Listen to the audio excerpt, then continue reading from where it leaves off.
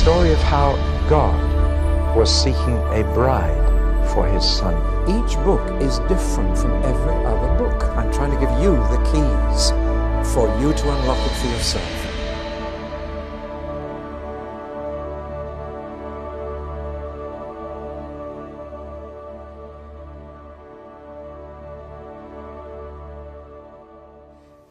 What we've said about Job is that there are two plots very skillfully woven together, one in heaven, one on earth. Both consist of debates. And I've already spoken about the heavenly debate between God and Satan. And the debate was whether there's anybody on earth who loves God for his own sake and not for the blessings he can get out of God.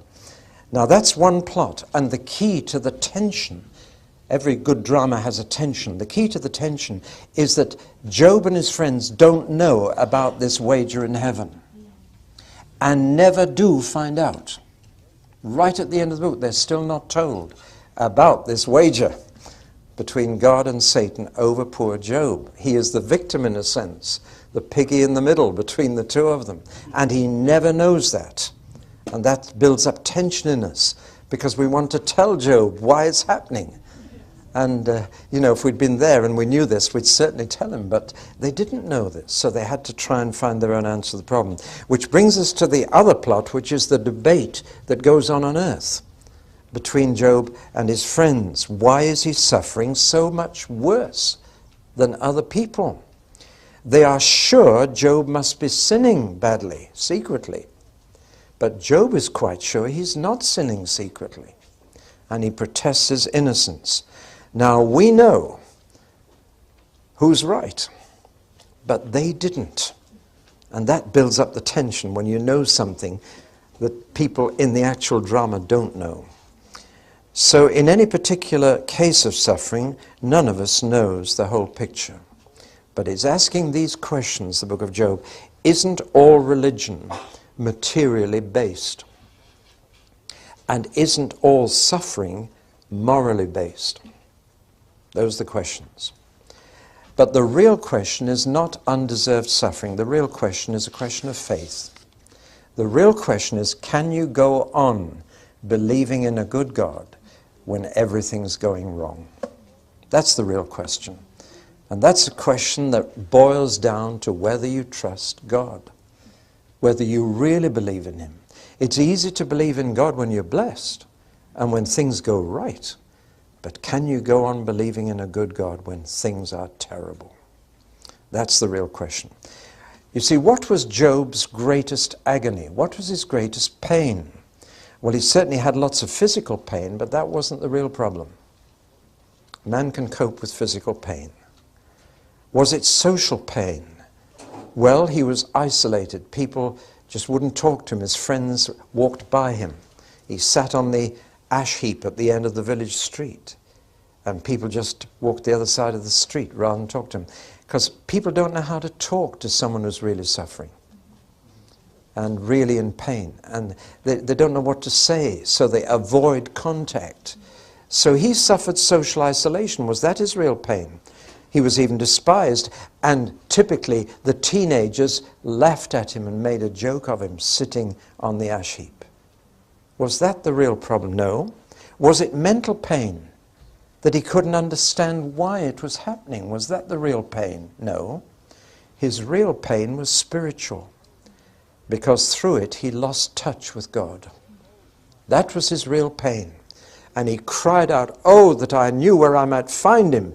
If only I could talk to him. If only he'd talk to me, I'd argue with him. But I can't get through to him." Now that was the real pain, and that was his deepest problem. And it is often the deepest problem when you're going through a really bad time. You lose touch. You feel God's too far away, that he's no longer caring, that he's not talking to you, that he's not dealing with you. And it is that pain which is the biggest challenge to faith, the pain of losing contact with God. Now, in the prologue, we have 4 characters, 5. We've got God, who is called Yahweh, the Jewish name for God, and he initiates the whole series of events by challenging Satan. Then we have Satan, and he's called here the Satan. And Satan actually means the accuser, so he is the accuser. Satan is not yet a proper name. It is a title. The counsel for the prosecution, we would say, the Satan. And then we have Job, a good man, blameless and upright, who fears God and shuns evil. Now notice those two phrases. The fear of God makes you shun evil. The lack of the fear of God, you're not so worried about sin. If you fear God, you shun evil. And he did both. And God is proud of him and pleased with him. And yet he's also a man of property and children and health. But all those are going to be taken from him. Then we have Job's wife. I'm not sure how to talk about her without being chauvinistic. She's called a foolish woman. That doesn't mean that she was lacking upstairs, but it means that she was insensitive. And she surely was. She tells him to commit suicide. She said, curse God and die. The man needs support and help, and here's his helpmeet being the very opposite. She was the first one to bring him pain. She was the first Job's comforter. And all she said was, you might as well curse him and die. He's not going to look after you. And you find a real gap here between, she doesn't say, I'll pray for you. I'll stand by him. She says, curse God and die. She's not going to identify with him. She isolates herself from Job. I feel from there. You see, there's the first break in the relationships. God's your problem, she's saying. She's virtually saying, I don't believe in your God. That's pretty tough on a guy when his wife doesn't believe in his God. Then there are the three friends. Now, three of them are older men. It isn't until we get to Elihu that the young man comes in. They are three older men, but they vary in age. And in this dialogue, we have very interesting points put. The first thing the three friends do, and I wish it had been the only thing they did, was to come and sit with him and not open their mouths. Now that's probably the best thing you can do to someone who's suffering. Not to discuss their suffering, just to sit alongside them. Everybody else was steering clear of him, but at least they came and sat with him. Unfortunately, Job opened his mouth. If he'd stayed silent, we might never have had the rest. But I think he just couldn't stand the silence, and he had to say something to them. And what he did was to curse the day he was born. He said, oh, if only I'd been stillborn.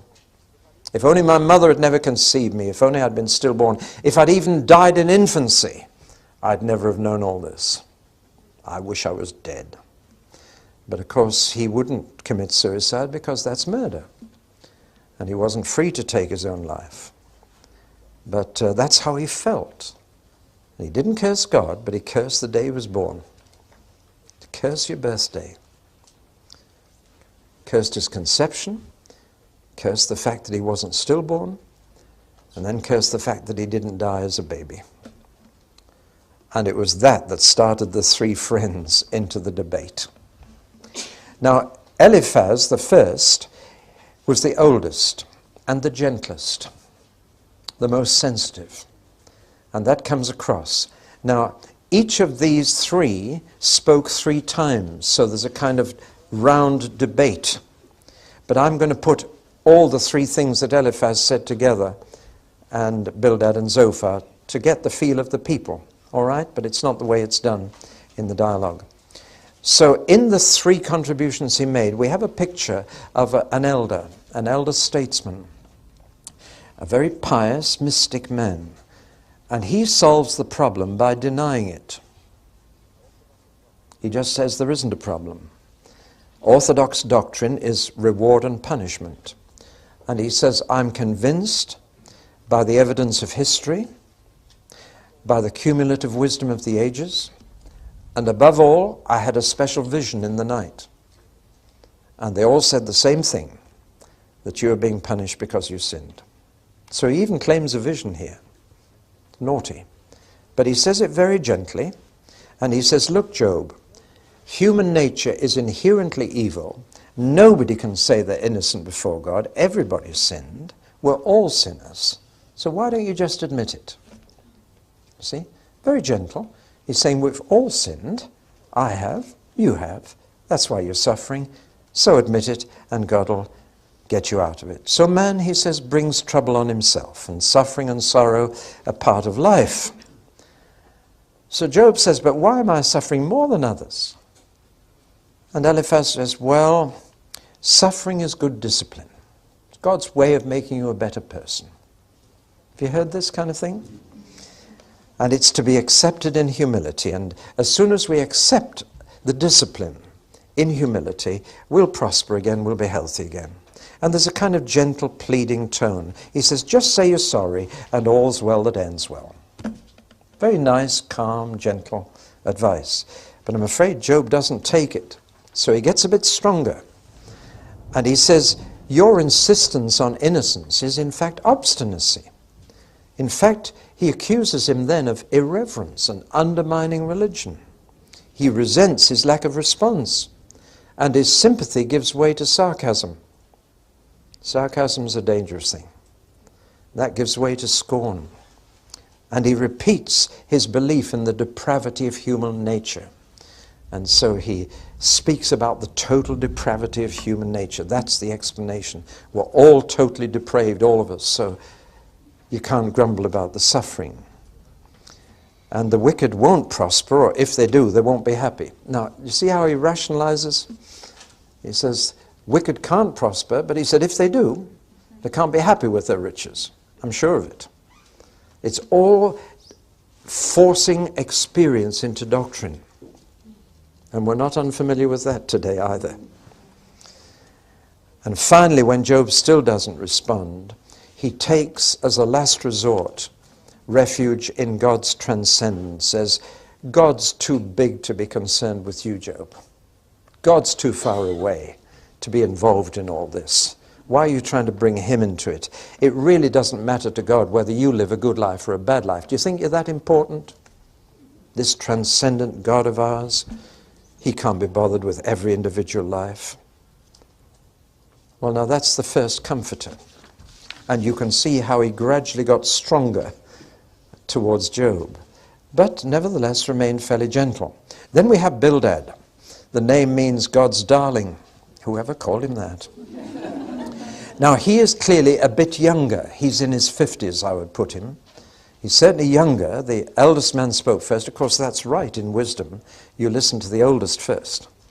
That's a long tradition in wisdom. The oldest knows life better than the others.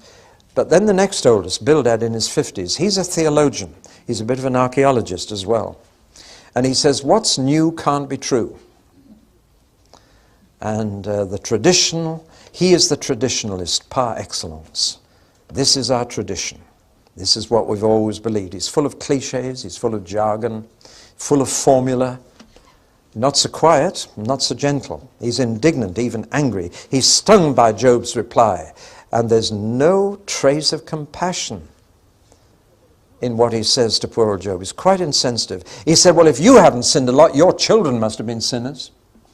For you to lose all your children, they must have been a pretty bad lot. How to comfort a man in suffering. It's really the humor of it. You don't know whether to laugh or weep. And he says, this is a moral universe. It's automatic. The law of cause and effect applies to our moral life as much as our material life. If you sin, you suffer. And you must be a pretty bad sinner. Can't see any other answer. And his relationship with Job became increasingly strained. Finally says about Job, must we listen to all this? That man has just run out of patience even. And he takes refuge in God's omnipotence. And he says, listen, you've forgotten God is all-powerful, so might is right, and whatever God does is right, because he's all-powerful. Now, this is an old argument that might is right. He finishes up by saying, look, God's bigger than we are, and you can't argue with him, so why don't you just accept it? So he takes refuge, as Eliphaz took refuge in God's transcendence, he takes refuge in God's omnipotence as the answer. And that again is not unknown today. And I will be speaking in this very room next week to some pastors who are teaching that and who believe it. But ultimately the answer is God is bigger than we are, so you can't argue with him. Well, that makes us puppets on a string, and predestination takes over. You see? Now the next man who comes in is younger but still middle-aged, and he is the most dogmatic. It's interesting, the younger they get, the more dogmatic they get. Isn't that interesting? Until when Elihu comes on, he's a teenager and he knows all the answers. It is so true to life. The man who wrote this book really understood human nature. That's why it has lasted so long, because it still speaks clearly. Well, Zophar was middle-aged but dogmatic, even insolent. He's what I call Joe Blunt. And he accuses Job of filibustering. That's a word they use in Parliament for talking long enough to put off a choice and a decision. And he says, Job, you're just talking to cover up. Stop talking and do the right thing. As if the whole discussion is just babble. And he says, I wish God would tell you off. And he says, you may not be consciously a sinner, but you must be sinning unconsciously without realizing it. It's quite obvious. And he's quite insulting to Job. And he says, Job, you've got to choose between the broad way and the narrow way. You're either going to walk the wicked way or the righteous way. Got to be one or the other. He admits he's been puzzled by the prosperity of the wicked, but he says, I'm sure it doesn't last. But again, he's trying to force life into his ideas. So Job must be very wicked since his prosperity is gone. And he takes refuge in what we call God's omniscience. And he says God knows everything, so he knows the sins you are not conscious of. So each of these men takes refuge in a doctrine about God. Do you follow that? And that's where many arguments go today. And people take refuge, well, God must be like this, so that's the answer. It's not always the answer. Well, he says God even knows things about you that you don't know about yourself. Mind you, Zophar seems to claim to know everything as well. It's interesting how they each take refuge in an aspect of God that they think they share. Well, they all have shared the same basic belief, and they are all trying to force the facts to fit their faith. And that's a dangerous thing to do. And that's why they take refuge in doctrine. They say, well, it must be true because this is what the doctrine is. And they are forcing facts to fit their faith. And that's what we call bigotry. When you force persons to fit doctrine. Now, we need to have clear doctrine and hold it firmly. But we need to be careful how we apply it to individual cases. Do you follow me? Sometimes it may be true, but not always. As I've said already, it is sometimes true to say you are not healed because you don't have faith. It is sometimes true. But you need the wisdom to know when that's true and when it's not true. If you turn that into a doctrine that everybody who has faith has perfect health, and that's a common doctrine today and it's preached all over the world, that's become bigotry. And it becomes hurtful where it is not true. And you force the person to fit the faith, the facts to fit the faith. But we ought to face facts. Now there are hints of the ultimate answer that God will bring already. When we look at Job, altogether he makes 10 speeches. 3 to Eliphaz, 3 to Bildad, 3 to Zophar, and 1 to Elihu. And when you put all his speeches together and study them, God is responsible, he says, for my suffering. He says, I can't repent because I'm not conscious of any sin. And he racks his brain, and he utterly refuses to say what is not true. He said, you're trying to force me to say I'm a sinner, and I'm not. I have honestly sought to live right in God's sight. I'm not conscious of anything at the moment in which I'm doing wrong in God's sight. And that was true. Now, there is a progression in his 10 speeches. He also gets bolder in what he says to his friends, but above all, he gets bolder in what he says to God. Becomes very bold to God. But there's an alternation of his moods between despair and hopelessness, and then confidence and hope. And his mood swings are characteristic of people who are ill. You know those mood swings? When you hope things are going to turn out better, and then you fear they're going to turn out worse. These mood swings are very clear. But he has a lovely way of talking to God. Why can't you leave me alone? You've got so many other people to bother about. Why are you so bothering me?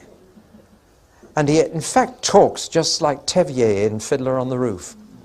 If you've seen that lovely film, the way Tevier talks the Almighty. This would be a good time to send the Messiah.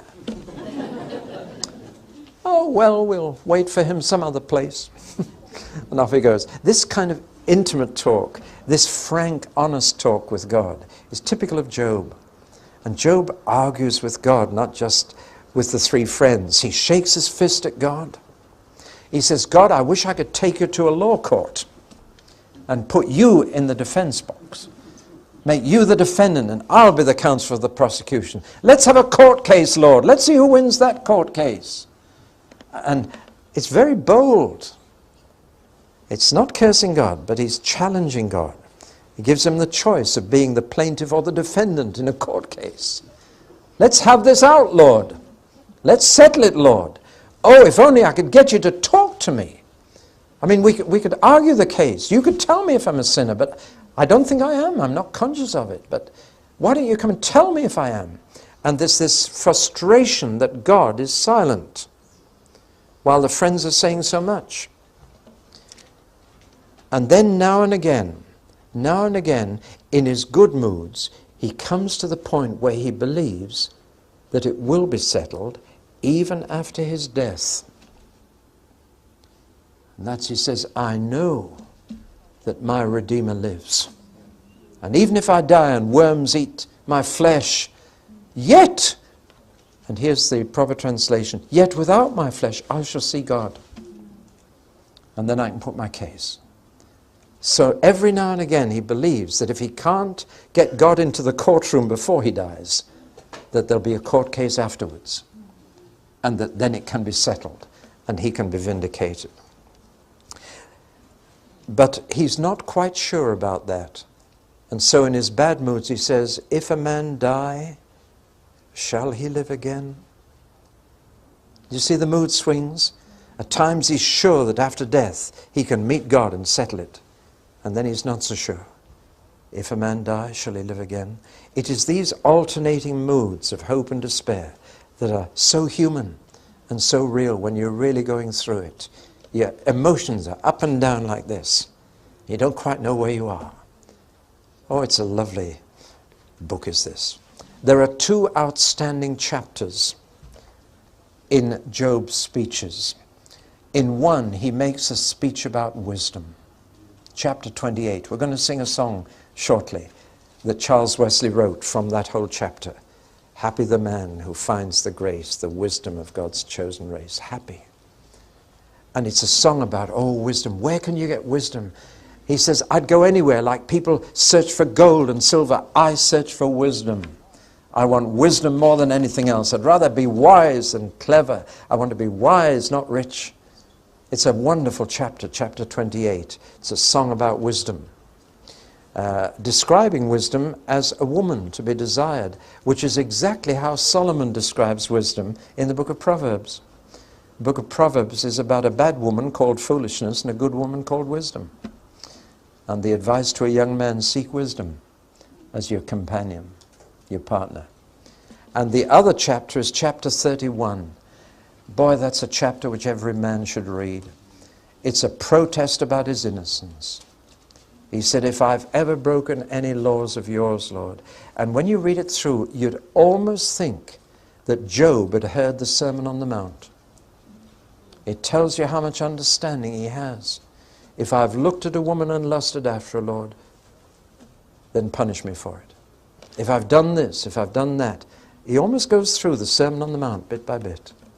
And he says, if I've done any of these, then Lord, I deserve my punishment. But he said, I haven't. I haven't. And that was true. He was a good man. And he could have read the Sermon on the Mount and said, I have kept all that. Well, after Job has made all his speeches, sorry, I said the one of Elihu. He didn't speak to Elihu. He said 3 speeches to each of these 3, and of course the opening speech that sparked the debate off. That was the 10 speeches of Job. After they've all finished, Eliphaz Bildad's over, says, no use, and they walk off. And there's a teenager standing there. And of course he knows everything. He's young. And he's got all the latest ideas. And he's apparently been standing there listening to the whole thing. And he suddenly appears and speaks. And Job never bothers even to answer him, and he disappears. Thank God. He's got a very different style. He's very young. He claims to be hesitant.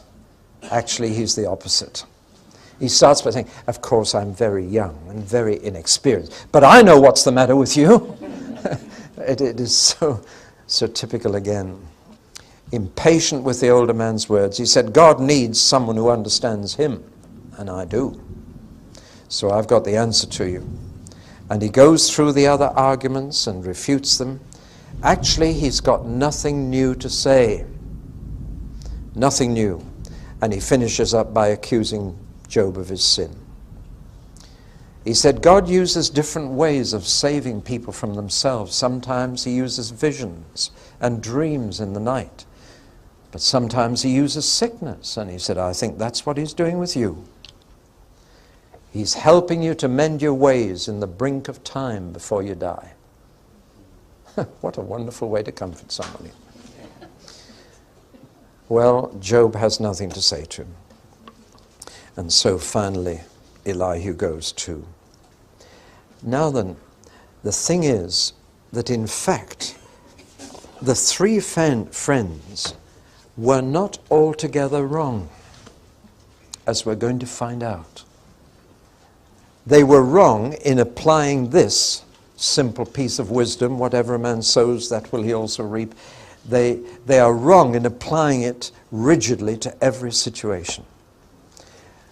But their appeal, you remember life has appealed to God's transcendence, that he's bigger than we are, that he's far away. Bildad appealed to his power.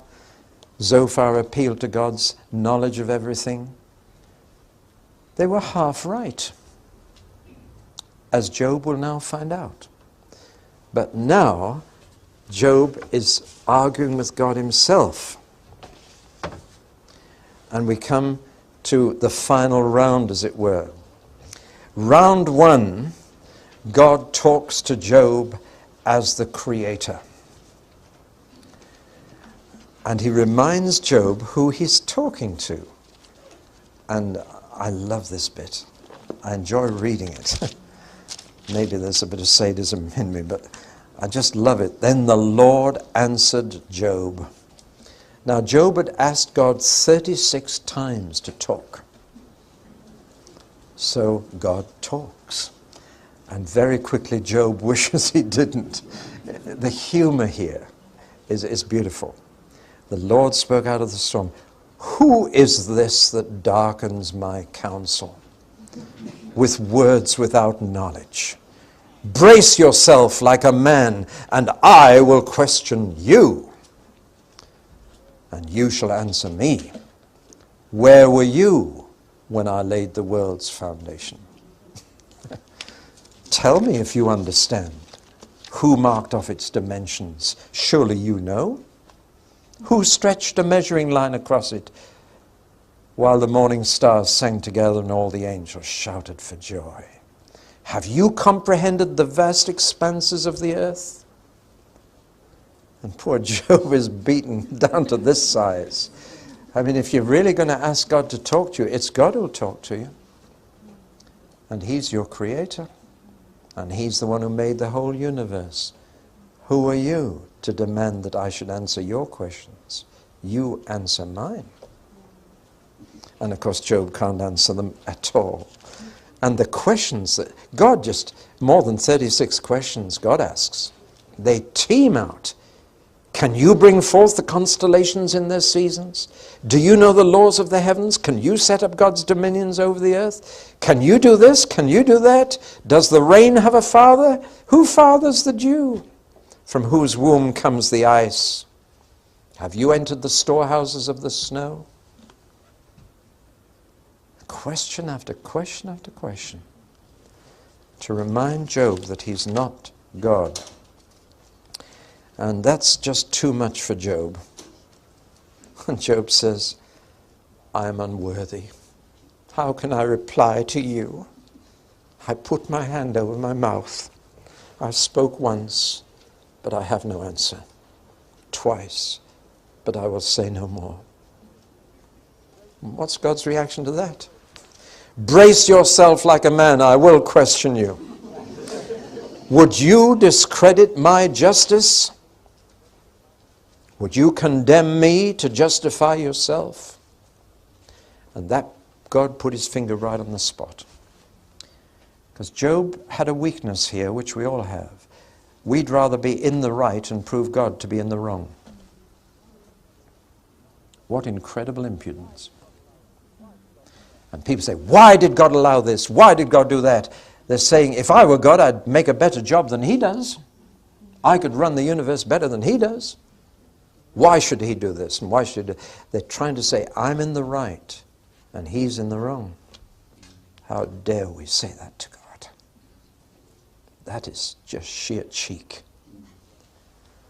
And so now, in the second round, God doesn't talk about himself as creator. He talks about two of his creatures. And this proves that God has a sense of humor. He says, Job, have you ever thought about the hippopotamus? Or the crocodile? Why do you think I made them? You know, it is almost laughable, isn't it? I mean, that the answer to this great question about life is the hippopotamus. You know? Have you ever thought about the hippopotamus? I mean, it's one of the funniest creatures there is. And the crocodile, why on earth did God create the crocodile? I don't understand that. I mean, its brain is the size of your thumbnail. It's one of the reasons you can't train a crocodile. It operates purely on instinct. Why on earth did God create that? And why does God talk so much about the hippopotamus and the crocodile? He's saying, Job, you just don't understand me. Because I made the hippopotamus. You don't know why I did that, do you, Job? It is just so humorous. And Job is already battered into the ground, but this just finishes him off. Can you understand why I made such creatures? You don't even understand the animal world, never mind the moral world, Job. Job, why are you trying to argue with me? And Job finishes up. Then Job replied to the Lord, I know that you can do all things. No plan of yours will be thwarted. You asked, who is this that obscures my counsel without knowledge? Surely I spoke of things I didn't understand. Things too wonderful for me to know. You said, listen now and I will speak. I will question you and you shall answer me. My ears had heard of you, but now my eyes have seen you. Therefore, I despise myself and repent in dust and ashes. But what's really happened? He's back in touch with God again. That's what's really happened. That was his real problem, that God was far away and not talking to him. And now he's back in touch, and now he wishes he hadn't argued at all. And he said, I'm back with you, Lord. That's the main thing. And I repent. I'm sorry I even questioned you. You know what you're doing. Everything you do is right. I should have trusted you. And that's when God said, right, Job, I give you back children. I give you back property.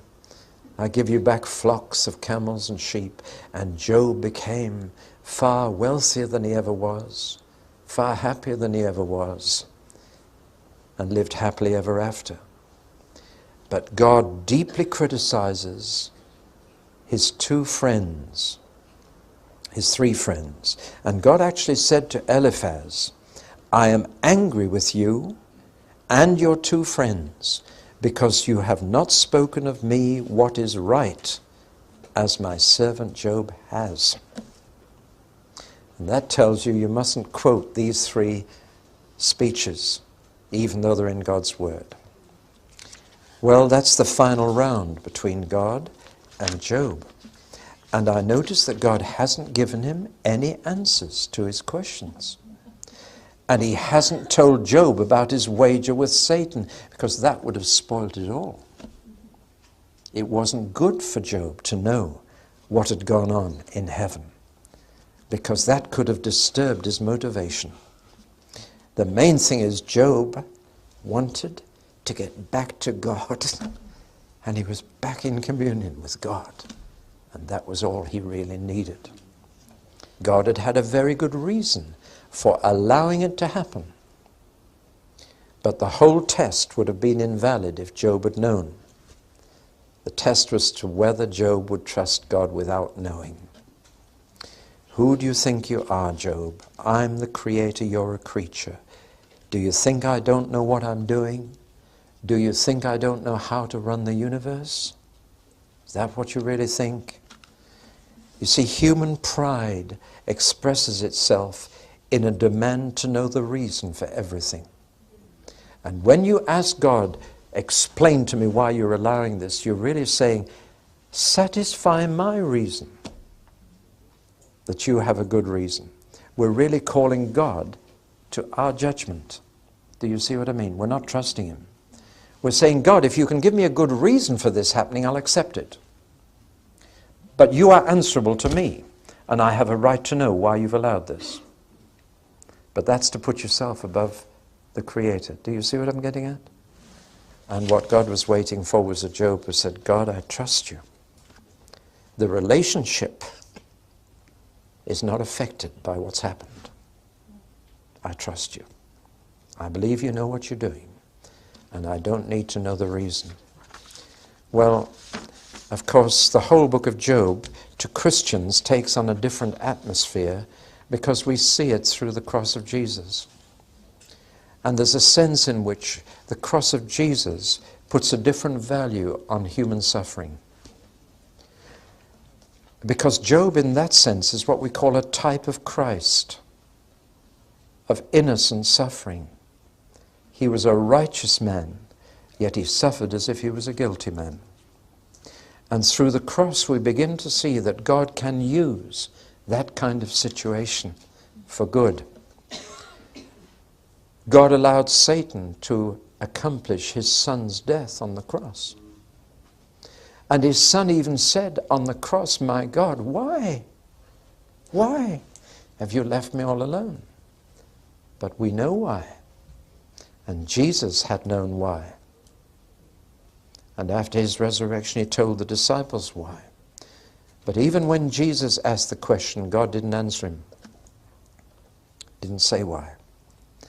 And it means that under the pressure of crucifixion, under the pressure of the pain, even the Son of God lost touch with the reason for what he was doing. The pressure of it made him lose his understanding of why it was all happening. In the Garden of Gethsemane, he'd known it had to happen. He'd known why. The Son of Man came to seek and to save the lost and to give his life a ransom for many, a means of setting them free. But on the cross, he lost that. That's the real humanity of Jesus, that he didn't understand what was happening, and God didn't tell him.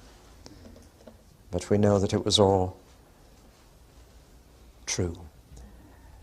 In the Greek version of the book of Job, an extra verse has been added by a different hand, much later, clearly.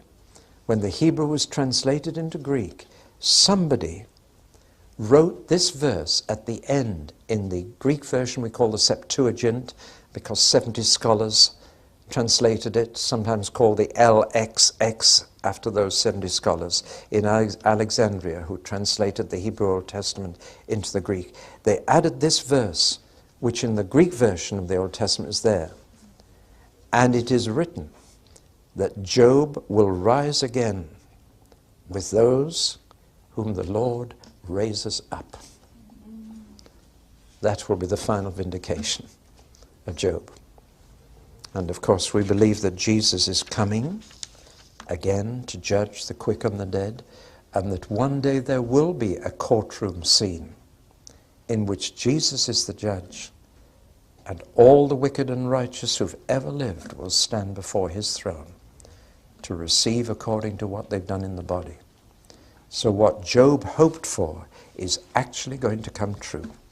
And one day there will be a vindication of justice, and it will be seen to be done, publicly seen to be done, and God's righteousness will be applied to the entire human race. And Job will be there. He will be raised up with all others. Well, I hope that's helped you to understand the book of Job. Go and read it now. Read it aloud. Get a little group together and read it as a drama and give the different people the different speeches, and then you'll get the interplay of all these. But finally, the most important round of the debate was the round between God and Job. When Job came back to God and said, I don't need to know as long as we're talking again.